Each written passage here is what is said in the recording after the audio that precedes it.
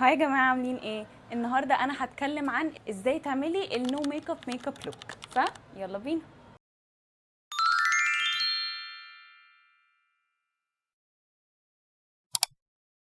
انا واحده ما بتحبش تحط ميك اب في وشها، خصوصا لو انا نازله كل يوم، او سواء لو انا في الشغل مثلا او نزوله خفيفه بالليل. انا مش من النوع اللي بحب احط حاجات كتير في وشي. طيب ايه الحاجات اللي ممكن تحطيها في وشك تفرق قوي وفي نفس الوقت ما تبقاش حاجه انه اوفر؟ اول حاجه عندي التنت. التنت دي بالنسبه لي حاجه اساسيه في يومي. ده بحطه على التشيكس وبحطه كمان على شفايفي. يعني انا مش من النوع مثلا اللي احط روج مثلا عادي او ليب جلوس، بيبقى من نوادر قوي. فانا لو حبيت ان انا مثلا يبقى شفايفي كده شكلها مثلا كاني عامله ليب بلاش او حاجه، فالتنت هي احسن حاجه. وانا كنت جايباها من بنفيت. تمام. اي تنت مناسب عادي، هو بيدي ناتشرال لوك طبيعي جدا جدا جدا، وبيخلي ان شكل الواحد يكون انه كانه عامل في نفسه حاجه بس مش باين ان هو عامل في نفسه حاجه يعني. فده بالنسبه لي حاجه بحب دايما احطه في الديلي روتين بتاعتي، سواء مثلا لو انا رايحه الشغل، نازله مثلا الصبح، رايحه افطر مع اصحابي او ايا كان.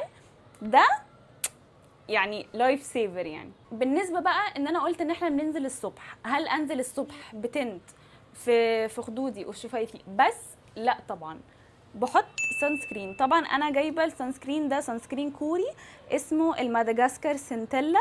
اهي دي، مش عارفه هي هتبان دي ولا لا. اوكي. هو ده اللي نافع معايا وده اللي بحب احطه في وشي.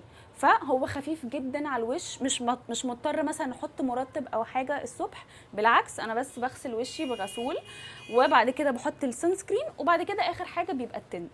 فلو نازله الصبح ده لازم يكون اساسي عندك، مش شرط النوع ده، اي نوع سان سكرين عندك. بس انت لو عايزه حاجه خفيفه على بشرتك، انا بسجست جدا جدا جدا السان سكرين الكوري ده.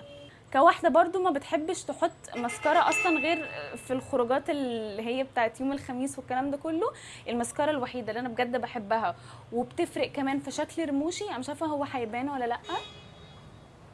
اهي بتطولهم قوي وبتقلهم، وانا بصراحه بحبهم جدا. اهي مش عارفه لو هي باينه ولا لا، بس هي بتكون باينه.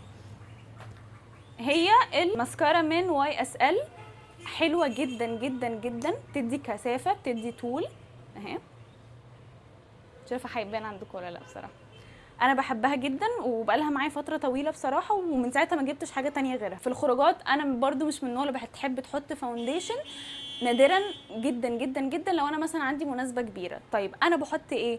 بحط نقطه كونسيلر من تارت اهي، خفيفه والكفرج بتاعته كمان حلوه، مش بتدي كريس كده اندر الاي، لا بالعكس انا بحبه جدا بصراحه، وهو جميل جدا.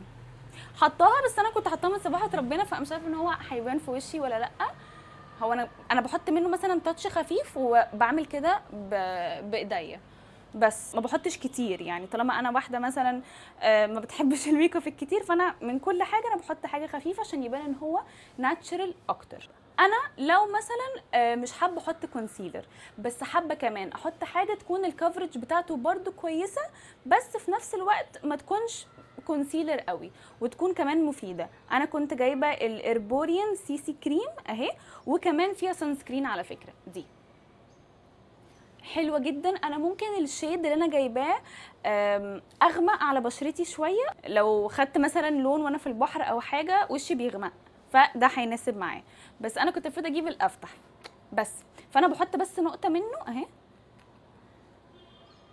انا عايزه اوريكم، مش عارفه هي هتبان ولا لا بصراحه، هي بتاخد لون الجلد عامه اهي، هي اغمق شويه بس، لكن قوامه خفيف جدا جدا جدا، ولا كاني حاطه حاجه على وشي. لو انا طبعا مش بحط كونسيلر، طبعا ده برضو بحطه لو انا برضو خارجه في الصبح، لو مثلا خارجه مع اصحابي او حاجه بحط ده. لو بالليل انا بحط الكونسيلر، بالليل بحط كام نقطه كده، انا ما بكترش بس. فده النو ميك اب روتين اللي انا بعمله، سواء لو انا نازله الصبح، نازله خارجه مع اصحابي، او حتى بعمل مشوار خفيف. التنت هو الماي بيست فريند، على طول بستخدمه، وبصراحه بيدي ناتشرال لوك اكتر. فعشان كده انا على طول معظم الوقت بحطه هو والسان سكرين لو انا نازله الصبح بس. فيا رب تكونوا استفدتوا وحبيتوا الفيديو، واشوفكم المره الجايه. باي باي.